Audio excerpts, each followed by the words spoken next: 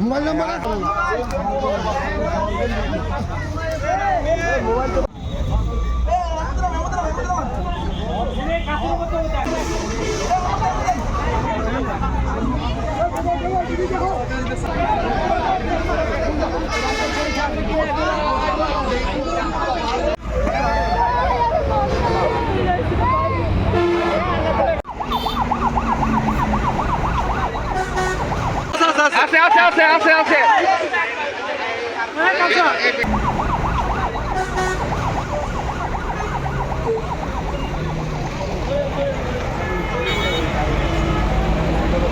বাচ্চাকে উদ্ধার করছে পরে আমার উঠাইছে পরে আমি আবার হারে বাচ্চা এখানে